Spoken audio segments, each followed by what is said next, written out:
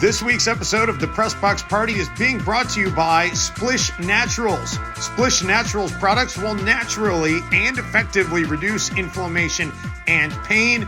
This CBD oil is highly effective, non-addicting, and of course, all natural. Learn more at splishnaturals.com. Hey everybody, welcome to the PressBox Party podcast. Dave Benz, not with Tim Ring this week. We're giving Tim the week off, so I'm throwing in a person who actually knows Tim Ring quite well as a guest host, and for good reason, my good friend Ray Colaiacovo, who is just a fantastic entrepreneur. He runs a video production company in South Florida. He used to be a coworker of mine at a TV station in South Florida called Whammy 69. Tim and I have talked about that before. And Ray, my friend, it is good to see you. And you, as always, are out and about. You're like squeezing this into the middle of another workday for you.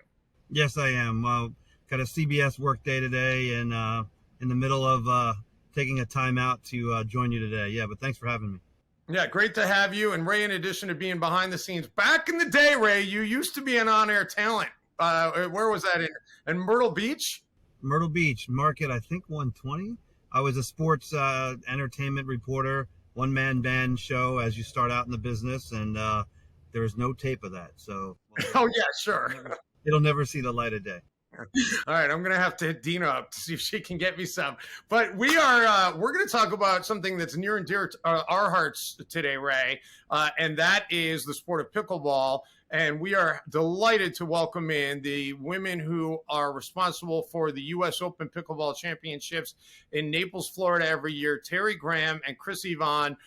Ladies, thank you so much for joining us. And it is great to have you and have Ray, because before we go any further, the one thing I want to say is the reason I wanted to have the three of you on is I don't think that the average person understands how important the three of you are to the explosion of pickleball and what it is today. Before you go any further with that, I want to give credit to these two ladies before I get credit, because it wasn't for them calling me, this wouldn't have happened. And the pro pickleball world would have never been in existence, in my opinion. But I just wanted to stick that in there. But go ahead, Dave. I'm sorry. And I agree with that wholeheartedly. Chris and Terri had the vision to start the US Open Pickleball Championships.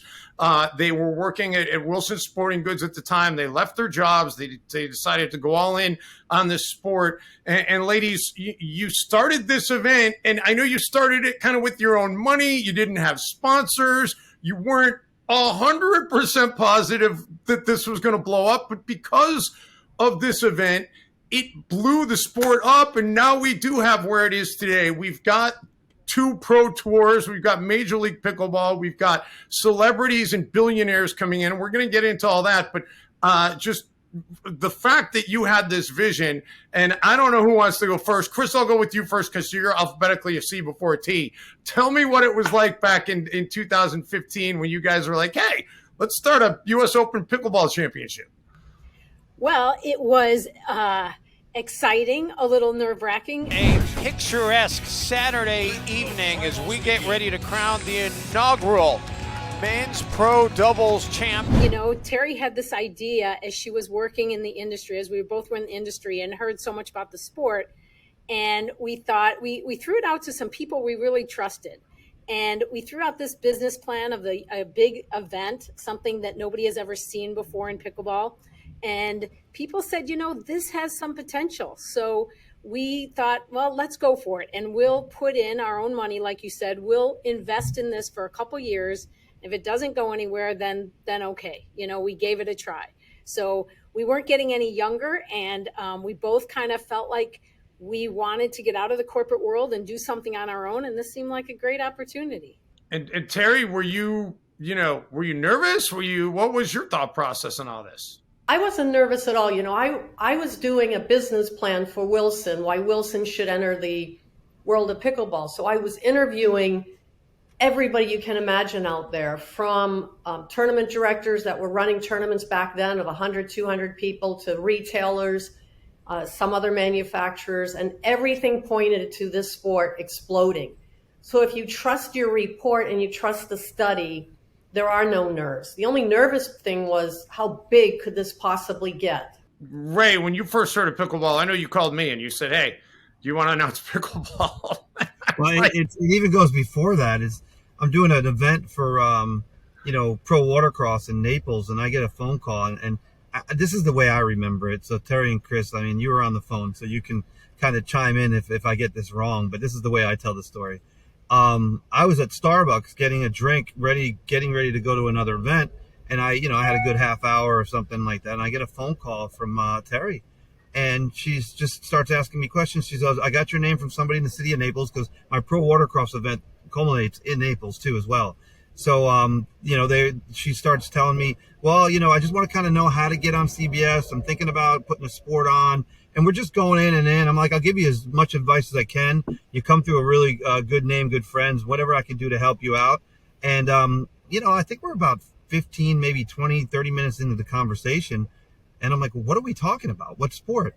And I believe she said to me, I didn't really want to tell you the name of the sport because you weren't going to take me seriously. Was that right, Terri? Is that word for word what you said to me?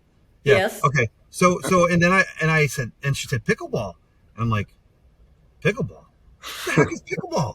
And I'm like, you're right. I don't even know what that means. Let's talk a little bit again about the serve. Obviously, it has to bounce when you have the serve, but also It has to bounce on the first return. She goes, don't worry. I'm going to set you up to pro. You're going to go down your Delray Beach.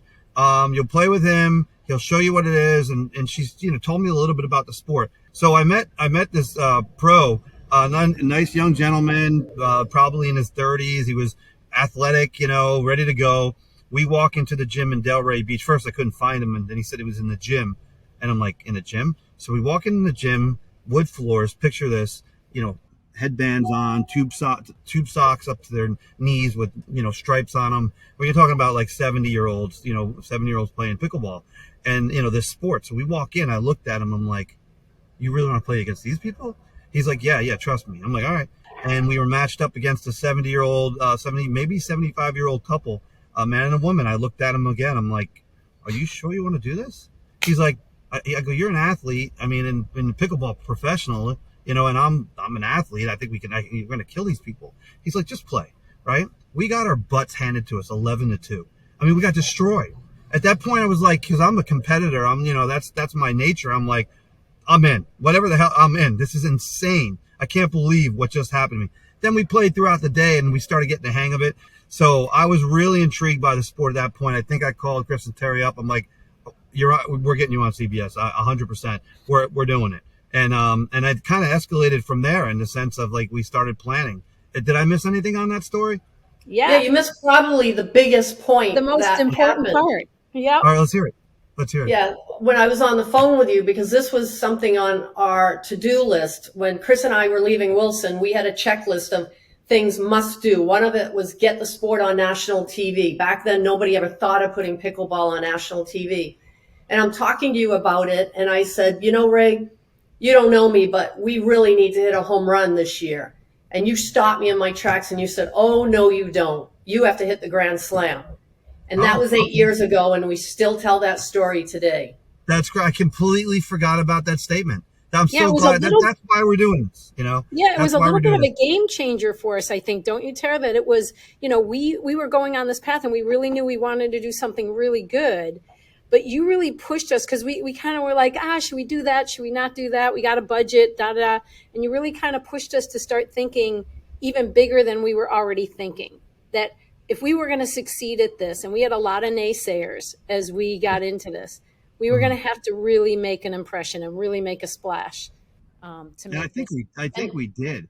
I mean, when we were leaving Wilson, Chris and I went to Royal Oak, Michigan, and there were some great players there then. Simone was there, the Hackenbergs, who are now Hall of Famers, Corinne Carr. We'd go up to them and say, hey guys, hey, I'm Terri Graham. We're going to do the US Open Pickleball Championships in Naples. We're going to have prize money. We're going to put it on national TV.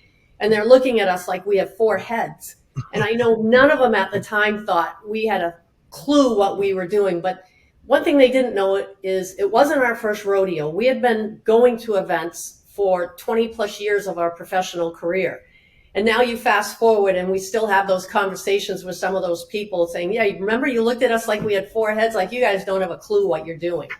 I remember that first tournament too. It was like, when we would stop for TV breaks, like the players kind of got annoyed, but then they caught on real quick that, oh, wait, the TV breaks are bringing money into the sport. We should probably be okay with this. Yeah, and if you remember those first years, we didn't have great matches because we think the players just weren't used to that kind of a stage. And then every year they've gotten more and more used to it. We've gotten more and more competitive out there. Let's stop for a second and just think about all of those statements and where it is today. McEnroe, Chang, Agassi, Roddick, 4 legends battle it out in the fastest growing sport in the country. The people today don't have any clue about the conversation that we just had and kind of where this all began. And a lot of people get lost in that, in my opinion, because after being with you guys, I was blessed to be asked on different tours and do different things and get into that, whatever. But it was specifically because of what I did with you guys. And, I don't think anybody realizes how instrumental that was, teaching the players, like, this is a real sport on TV. And we took it from there, and we went from 1 hour tape delayed, cut down to CBS, all the way to like 5 years later to 3 hours live on CBS Sports Network. The first time pickleball's ever been live on national TV, period. Anybody can argue that point, but that is the first time it's ever been done on national TV. It's because of your dream and the phone call that you made with me and what we decided to do together. I mean, it was unbelievable. I still think about it to this day. Is just to be blessed to be able to take a sport, that was handed to me to put it on TV from you guys. It was a dream come true for me, and it really.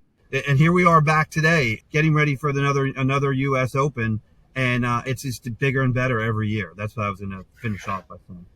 Well, and ladies, let's talk about where it is now versus where it was in 2016, and I want to get into the part about who's not going to be there in a little bit, but let's table that for a second and just talk about this year, because I know the registration has been bigger and better than ever, and I know that it has just become a mainstay in the city of Naples, and the venue has become absolutely unbelievable. From where it is in 2013 or 2023 versus 2016, is it a little bit mind blowing to you where it is?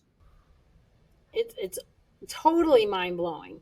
I mean, we never, ever, ever, ever, and I don't think we're alone, could have dreamt that not only would the US Open grow like it did, but pickleball would do what it did in this short amount of time. I mean, it really is pretty unfathomable that this has all happened in this short amount of time. But you think we started with 860 players about in 2016, and that blew us away. We're like, wow, okay, that's pretty good.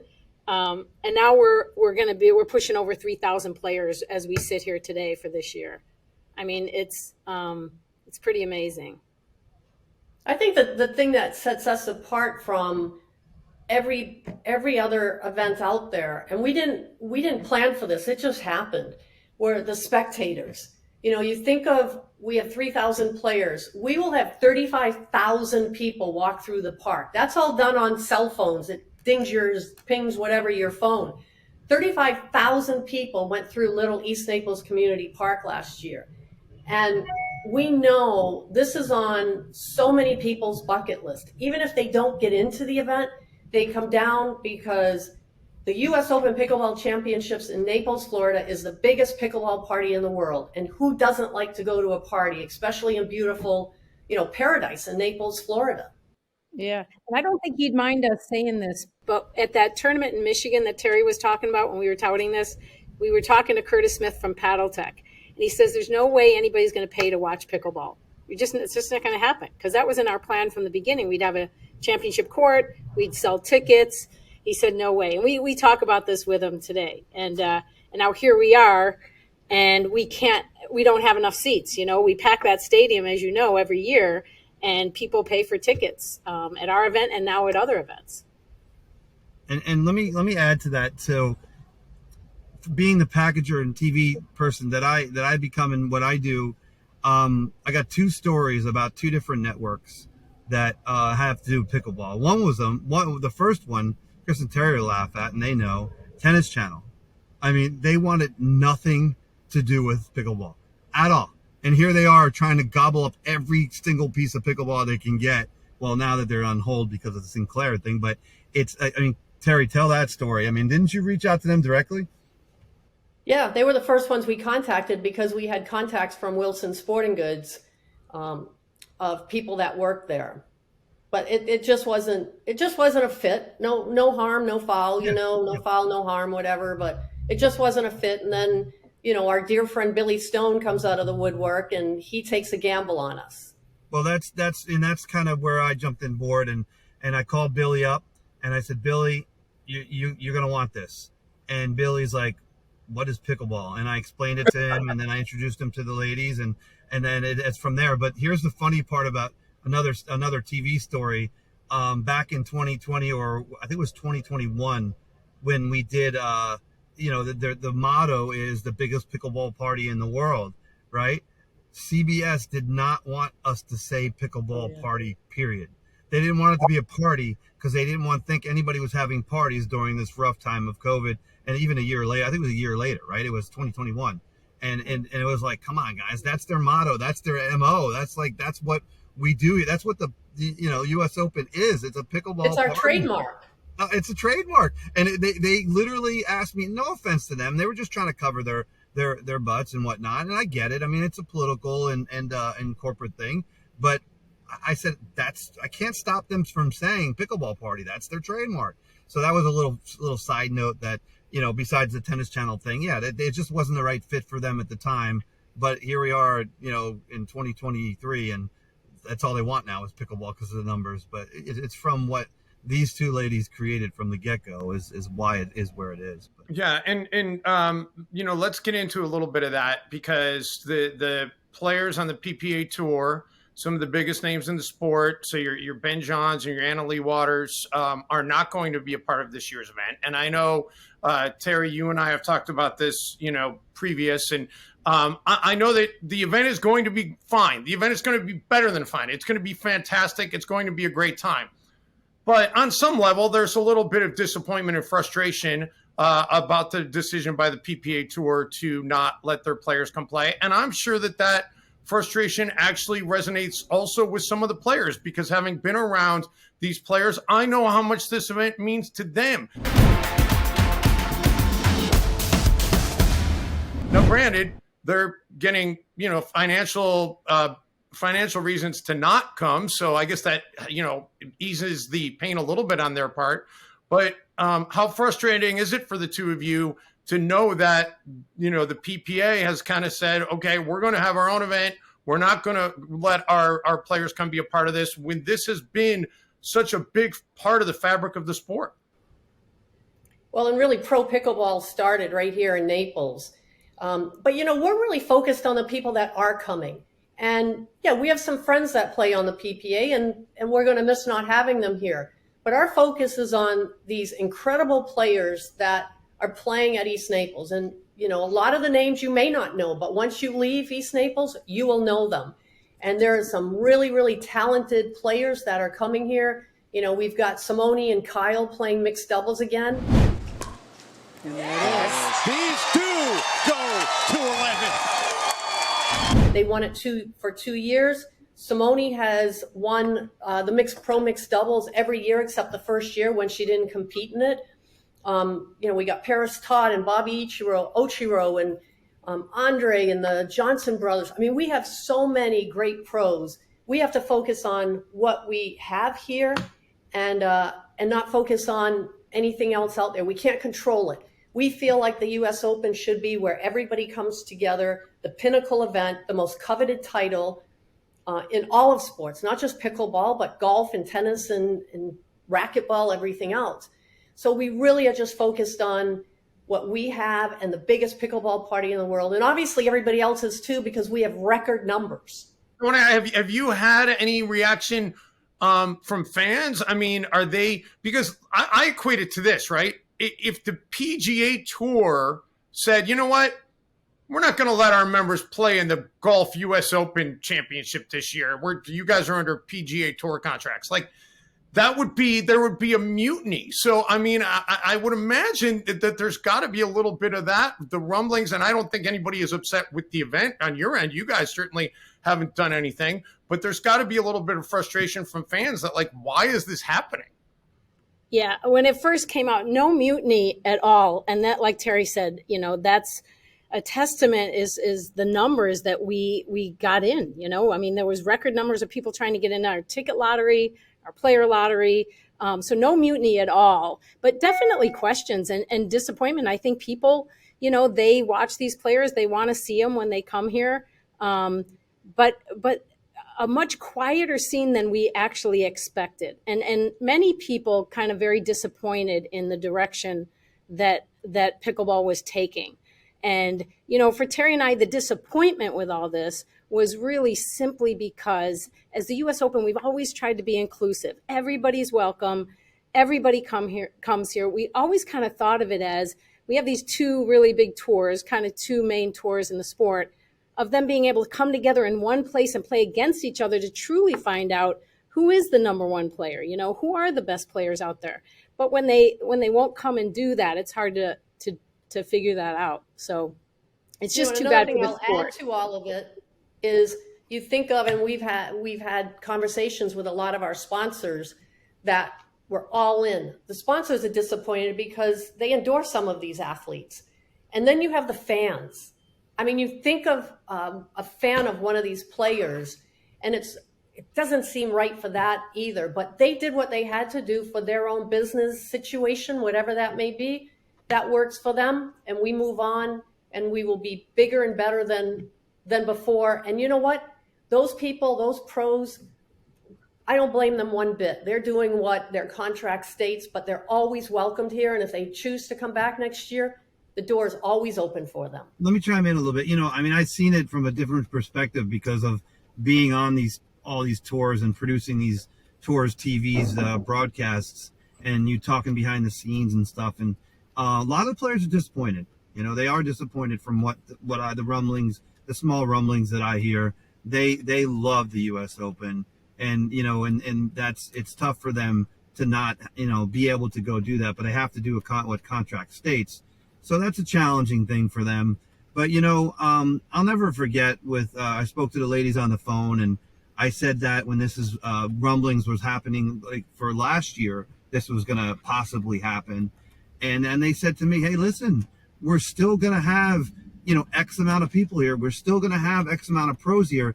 And a testament to the way that the tournament is set up, it's different than most pro, like PGA. There's no amateurs playing in the PGA. Like, you got a lot of amateurs playing in this tournament. So it's kind of a different animal in the sense of, like, amateurs are playing and then they get to see the pros when the pros play. You don't really have anything else in sports that's set up like that I can think of. You know, I tried to do this for lacrosse where the PLL started. I'm like, you need to have an amateur tournament around that, and they'll all come to the game to watch the pros play. And they didn't listen, and they're not doing that great. But anyway, the bottom line is that the situation at hand is it's a different animal in the sense that this doesn't really, you know, focus around just the pros. This is a grassroots scenario where you get all these awesome amateurs, and there's millions of people out there playing this sport. You can go to any local park. I play 3 days a week at a local park, and there's pros at my park playing that I play against that I get killed on. And they could play in the pro tour if they had the wherewithal, if they were, you know, had sponsorship or whatever the case may be. And those are the people playing in this US Open and these grassroots tours. So it's a little bit different of an animal to where it's not really just focused in and dependent on the pros. But like, I remember one pro, or I won't mention any names, wasn't going to come last year and didn't come last year. And I spoke to the girls and they're like, we're still going to have really great people. And they were 100% right.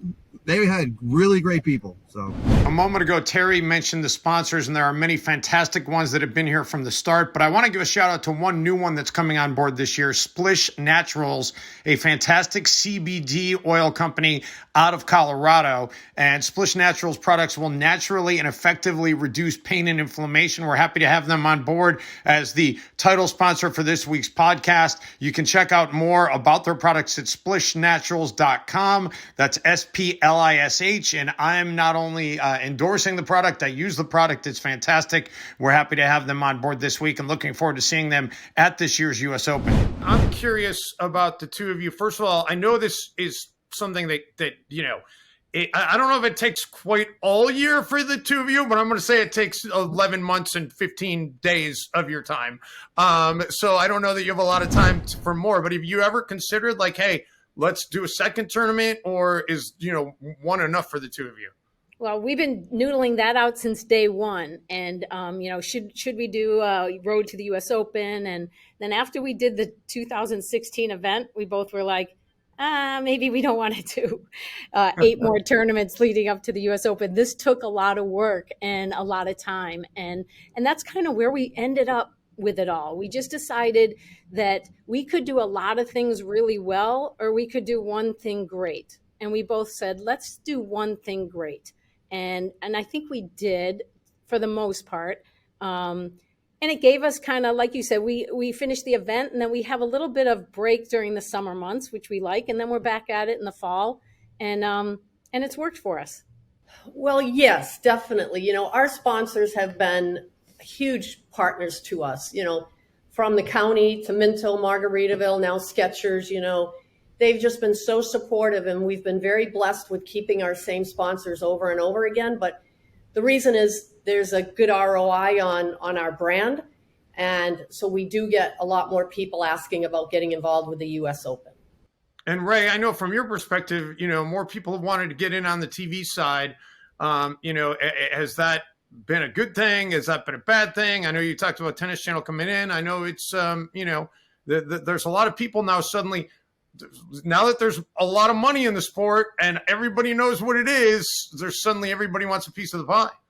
Well, you know, with Chris and Terri, they're very loyal to their people, and they've done a really good job about doing that with me, and also another person with Rusty. He runs another company too as well. And yeah, there's people knocking at the door, I'm sure, with them, and CBS is always knocking at the door trying to say, hey, we could do more. How can we do more? But they're really loyal to the people that they stand by, and they've really kept it pretty status quo and tried not to blow it up way out of proportion. And there's some big things coming for them and the US Open that I'm sure that they're going to release somewhere down the road. But it's really cool to see the growth. And I owe a lot to them for all the tours that I was able to be blessed to ask to be on and help them get to where they are. I did the same thing for them as well as Chris and Terri, but I'm always going to go back to the US Open and say, this is my favorite event of the year. These two ladies are my two favorite clients that I've ever had. And I tell them that every day. They're like two aunts of mine. I talk to them like they're my two aunts. They scold me like I'm their two aunts. And it's great. It's a great relationship. I've never had a relationship that I like any better than I've had with these two ladies. And, you know, they have really big things to come with the US Open. I'm excited about it. Hey, you know, Ray, I think it's an awesome point. And with you, and one of the things that has made this so fun for Terri and I is the continuity of relationships. And from obviously you, how we've met you, and then we just have worked together and grown this thing together. And that's what's made this fun. When Terri and I left the corporate world, we said, if we're going to do this, we want to surround ourselves with people not only that are smarter than us, which we have, but that we really enjoy working with. We want this to be something really enjoyable. And we've been able we've been lucky, we've been blessed to do that. Well, then you think of our dream, and we would dream up these incredible ideas that we may have seen at other events or just something we wanted to do. And our other two partners, Jim Ludwig, who does all of our logistics, and he hangs speakers and he builds, you know, whatever. And then Brian McKenzie, our IT director, that builds the video walls. And so we can dream it, but those two really implemented a lot of our dreams. I mean, it really has. I mean, we're the ones on the call here, but it really has been a team group effort. And hey, we're not going to please everybody all the time. And there's some things we could do better, but we do the best job we can possibly do. And a lot of it is because of our team that it's successful. I want to ask each one of you, because each one of you has been at every one of these. And I've been to about half, maybe a little more than half. I'm excited that I'm going to be back again in a few weeks for this upcoming one. But do you have a favorite memory? If you could pick one memory from all the US Opens to this point, why don't we go Chris and then Terri and then Ray? Chris, what's your favorite? If you had to pick one memory, what's your favorite memory from all the US Opens so far? I don't know, but I can guarantee you what's going to happen is I'm going to be laying in bed tonight and I'm going to go, oh, that was the best memory. So you put me on the spot. So I don't know off the top of my head, but I think one of the things that really made me smile a lot was 2021 when we just came off of COVID. We still in January of 2021, we weren't sure we were going to be able to do this. We were lucky we are in Florida. That helped a lot. But we had to change some things. We had to do different COVID protocols. We weren't sure if people were going to come. We weren't sure if they'd come, they'd leave, they'd stay away from each other. We didn't know what would happen. And I walked back in the pro tent area, and some people are going to cringe at this, but to me, it made me smile. People were out, and they were together, and they were even hugging, and they were just like people that had been pent up for a year that just couldn't couldn't wait to get out and play.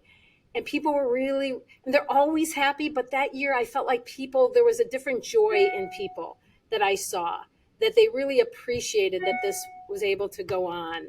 And maybe they saw it in a different light. They appreciated it more because of what we had all been through. So that's one that just kind of comes to my mind. Well, mine would have to be a non-pickleball event, and that's the flag ceremony. We didn't do it in 2015.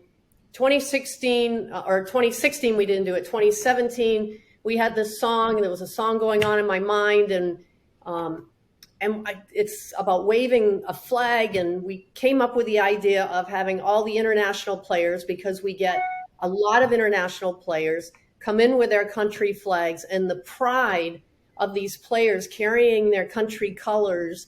I mean, I remember just standing there getting really emotional about it. And we've changed it a little bit going forward. One of it was because of like Chris said with COVID, we ended up implementing the US flags as well. So the country flags can come out first, the conga line breaks out, the party breaks out. It's the coolest moment, I think, of the US Open. I have a couple of them.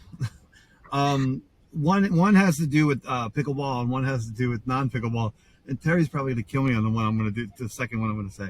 But the first one I'm going to say is that I was sitting in the truck, and I've been to a lot of events, Dave, as well as you.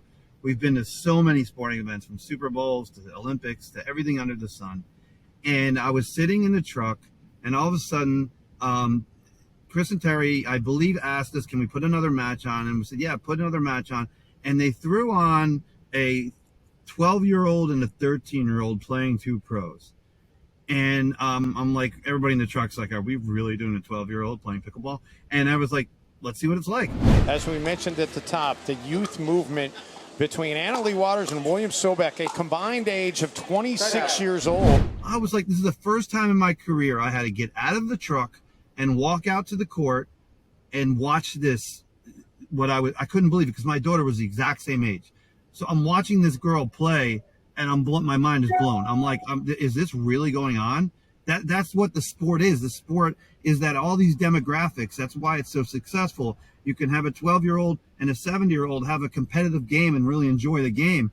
And we had Annalie Waters out there playing with William Sobek against, I don't remember who the pros were, because it really didn't matter. They're getting killed. But the funny thing is, I was like blown away. So that was the first time that I've ever had to walk outside of the truck. And still debating whether I want to say the second one or not. Oh, you got committed now, man. You're committed. So, hence the pickleball party, the biggest party in the United States for pickleball World. And one of my employees, it was towards the end of the day, I believe, and one of my employees decided, without my knowledge, to go to Margaritaville and get 12 margaritas. So I was like, okay. So he handed us all margaritas in the truck. Was probably the best truck experience of my life, which we probably shouldn't be saying here. But I'll never forget, Terry comes in. She's like, what in the heck is going on in this truck? So she wasn't like angry, but she was not happy. So I apologize. We got through it. And then at the exact end of the day, when we were finished working, another tray of margaritas came with Terri and Chris giving us more margaritas, saying, now you can drink. You know, so I don't know if I say that exactly the way it happened, Terri, but it was one of the best experiences in work experiences of my life, because it was it explains who they are, and also explains what kind of event this is and how pickleball should be, and the way it's, in my opinion, it's gotten away from that. So I really love coming back to the US Open and seeing and feeling the way pickleball was meant to be, in my opinion, and I think what they've been trying to say in the years that they've done this. So that was a big, really funny experience in my professional career. But what a great client. I mean, come on. How much better does it get than that? I think we actually have a picture of us walking with the tray of margaritas that a friend of ours took as she was driving by. They're like, what are you guys doing? So it was unbelievable. I'm almost crying. That's how emotional that moment was, just to know that this is my favorite clients. These definitely, that nailed it. The nail in the coffin right there for being the best clients on earth. First of all, I'm going to need that picture to be able to put on this podcast. So you're going to have to find that for me, Chris, and send that to me. Real quick, and I know we're getting a little heavy here, but I got a fun thing I want to end with. But one final question. Ray brings up Anna Leigh Waters, and obviously now just an absolute superstar in the sport. And I know last summer she was named to Forbes 30 under 30, and that's not only a testament to her, but a testament to where the sport has become, that now a player in the sport can be on a list like that. Where and Ray's point is great. Like, it's, in some ways it's kind of gotten away from the grassroots. And I think that is always going to be the foundational part of this sport. It's going to be the people who go and play at the park and never play pro, but are fans of the sport and like it on a participation level. But on that top end, where do you think this goes? I mean, do we have is there a ceiling to this? Is there a possibility that somebody, if it's not Anna Leigh Waters, somebody else that's coming up can, someday be an absolute household name, a la a Michael Jordan or a Shohei Ohtani type that everybody knows? Is that a possibility? Well, with Anna Leigh Waters, it's a testament to our whole family. I mean, she just didn't fall out of the crib one day and become a pro pickleball player. I mean, her family has surrounded her with a really great foundation. And as far as, can there be somebody else? Absolutely. I mean, Simone was the GOAT for the first, 6 years? Nobody could touch Simone. And I mean, Simone still is one of the greatest players of all time and always will be. But will there be another young woman or guy that comes through absolutely. Look at the world of tennis and how many young people they are. But, they got to be surrounded by good people around them. And to me, a good, strong family platform, foundation. And Chris, I got to admit, more just on the enormity level too of the sport. Like, I mean, you think of the US Open Tennis Championships, and I know you're not trying to be that, but you also, at the same time, as you said, the demand is outpacing the availability for tickets. Is there a point 30, 40 years from now where, you've got tens of thousands of people watching a pickleball championship? Oh my gosh, Dave, 30, 40 years in pickleball years is like eternity. I think in the next 10 years, you could fill a stadium like that. I mean, and we know that from the US Open. We know the interest. If you put a really good product out there, and you do good with the sport. And I think that's where the responsibility is going to lie. The players are out there. They love the sport. It's challenging. The other athletes, from racquetball to squash to padel to obviously tennis, they're coming into the sport. So I think the talent's going to be there. It's what we do as a sport to help nurture that, if all of that can happen.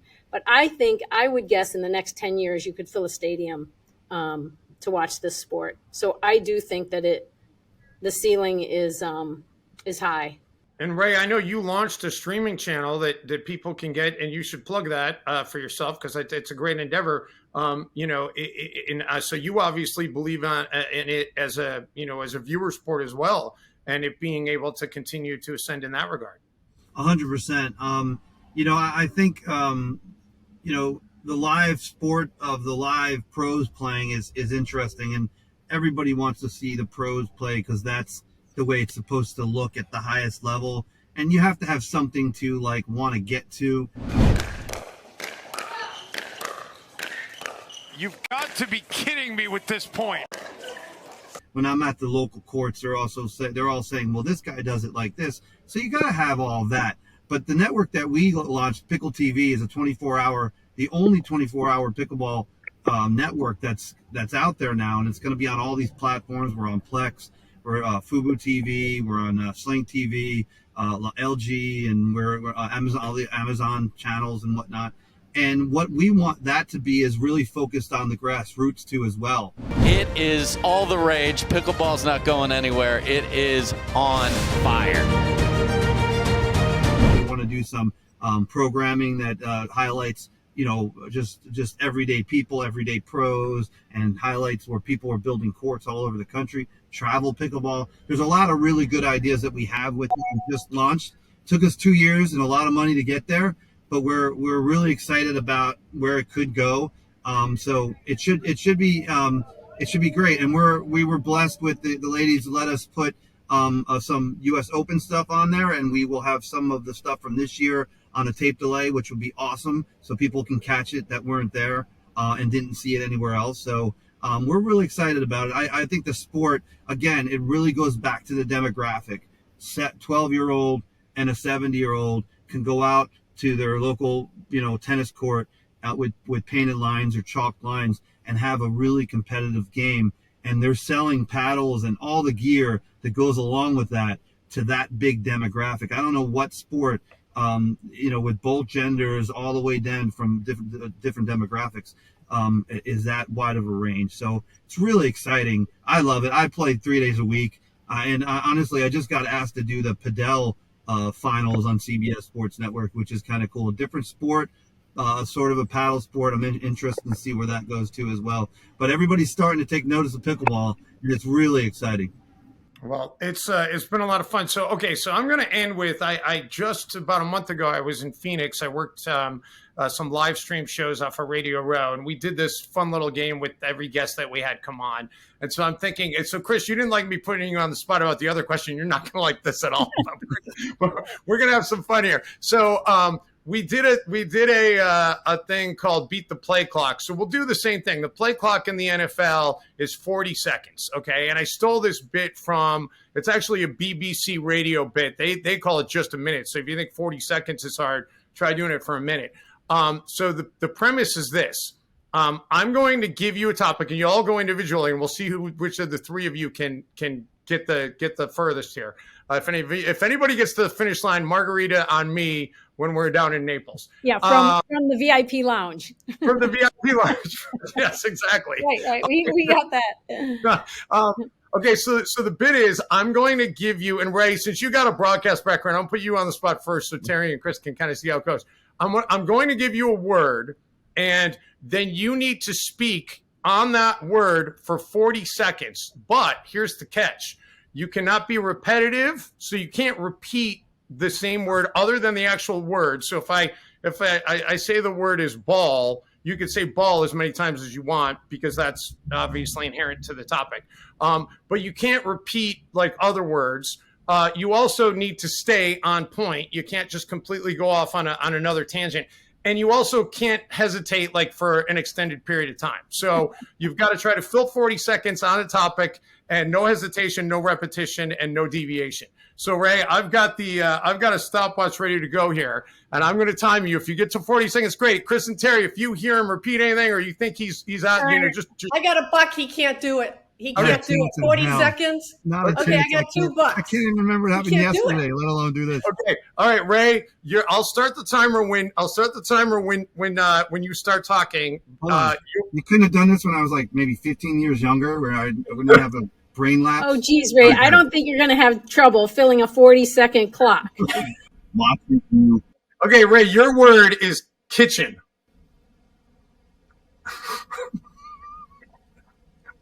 Do I have to speak? Yeah, sorry, I started it. Go. Am I supposed to talk about the kitchen? Yes. You can talk about anything with the kitchen. I'm restarting.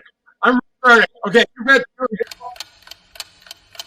Yes, just go. You're 40 seconds. Fill 40 seconds. The kitchen is a place called the no volley zone. And in the kitchen, you have to jump over it, what we call the pantry. You can hit the ball over the kitchen, but when it bounces in the kitchen, you can go in the kitchen. I'm stopping this. There's way too much hesitation, man. I can't give you credit for that. I love this thing. Every time, Terry, we want to ask Ray a question now, we're going to put him on the clock. All right. Who wants to go next, Terry or Chris? You guys, I'm giving. Who's going? Terry. I'm going to go. We'll but take a different word. It's not going to be the kitchen. Just yeah. I got you. All right. Your word is paddle. Paddle. There's so many different paddles in pickleball, it's hard to keep track. I mean, you've got a paddle from every different company out there. They make them in their basement. They make them in their garage. They make them in China. They make them all the way. Hey, this is my 40 seconds. And you can get a paddle that's really good for power. You can get a paddle that's got a little more control. But the thing with the paddle is it makes a noise, clunk, clunk, clunk, and it's a noise that's kind of addictive. So people. You said noise twice. You said noise twice. I was going to let the clunk, clunk, clunk go because kind of. 39 seconds was pretty good. Yeah. You were good. No, what she was saying, making you. I'm letting that go because that's kind of like she's finishing the thought. You can't get too literal. I mean, otherwise you can't call somebody out for saying, "Oh, you said the twice." I mean, come on. All right. So Terry, we're down to you. Nobody's made it to 40 seconds. Let's see if you can make it to 40 seconds. All right, Terry, your word is net. Okay, in pickleball, there are many different parts of the court. One would be the net. And in order to get a point, you must hit the ball over the net. The other team then will return it over the net. And then if it hits into the net, you lose the rally. It's over. The next team gets the ball. It's a team twice. Oh. And I have to say, I was the fastest speaker. These guys were like slow as molasses. I think I'm going to concur on that. I think I'm going to crown Chris as our champion. Any objections? No objections. No objections. Ladies, this has been a whole lot of fun. It's really been a good time, and I'm ecstatic that we were able to do this, and I'm really looking forward to seeing you in Naples in a couple of weeks. Yeah, well, thank you very much, and we throw out there, even if people aren't playing in it, come on down to Naples anyway. Come for a day, come for 7 days, come enjoy the biggest pickleball party in the world. I want to remind everybody out there that you can check out all the archive editions of the PressBox Party podcast on the YouTube channel. You can also follow us on Twitter at PressBox_party, on Instagram at PressBox_party. And of course, all the podcasts are also available on the audio versions on Apple Podcasts, Spotify, Amazon, wherever you get your podcasts. So ladies, Ray, it's been a good time, and we will continue this in person. And thankfully, I'm off the hook. I don't have to buy anybody a margarita. But Chris, maybe I'll pay you anyway. Yeah, I think I deserve one. Saturday night. So, hey, sounds like a deal. All right, guys, thanks so much. We'll talk to you soon. Thanks, Dave. And a reminder, this week's podcast has been brought to you by Splish Naturals. Splish Naturals products will naturally and effectively reduce inflammation and pain. I know firsthand. I have used it. You should too. Please support them for supporting pickleball by going to splishnaturals.com.